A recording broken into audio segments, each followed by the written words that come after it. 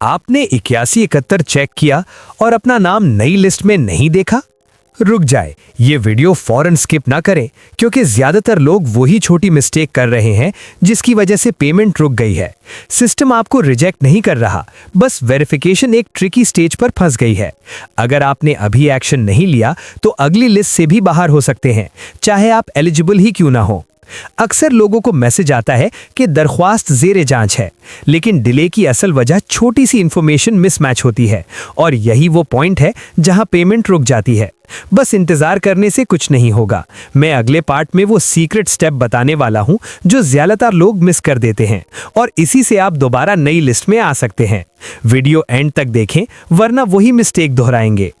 अगर आपने पार्ट 1 देखा है तो आप जानते हैं कि ज्यादातर लोग छोटी सी गलती की वजह से पेमेंट नहीं ले पा रहे और वेरिफिकेशन एक मुश्किल मरहले पर फंस गई है। अब वक्त आ गया है कि हम असल हल समझें ताकि आप फौरन दोबारा नई लिस्ट में शामिल हो सकें। सबसे पहले ये समझ लें कि सिस्टम आपको रद्द नहीं कर रहा। असल मसला वो छोटी सी कमी है जो अक्सर लोग नज़रअंदाज कर देते हैं। यही छोटी सी डिटेल वो जगह है जहां से सारा अमल रुक जाता है। ज्यादातर लोग सिर्फ इंतजार करते हैं, लेकिन इंतजार करने से कुछ नहीं होता। अब आपको कदम ब कदम तरीका बताता हूं जिससे आप अपनी वेरिफिकेशन मुकम्मल कर सकते हैं। अपनी ज़ाती मालूमात दोबारा चेक करें। शनाख्ती कार्ड का नंबर, फ़ोन नंबर और नाम बिल्कुल वैसे ही लिखें जैसे आपके शनाख्ती कार्ड में मौजूद हैं। कभी कभी एक हर्फ या नंबर का फ़र्क भी सिस्टम को रोक देता है। BISP पोर्टल पर वेरिफिकेशन की हालत देखें। पोर्टल में लॉगिन करें और हर हिस्से में अपनी मालूमात चेक करें। अगर किसी जगह कमी या गलती है तो फ़ौरन दुरुस्त करें। फ़ोन नंबर और ईमेल दुरुस्त करें। अक्सर ताखीर फ़ोन या ईमेल की तस्दीक न होने की वजह से होती है। यकीन करें कि वही नंबर और ईमेल इस्तेमाल हो जो पोर्टल में दर्ज हो। पिछली दरख्वास्त की हालत नोट करें।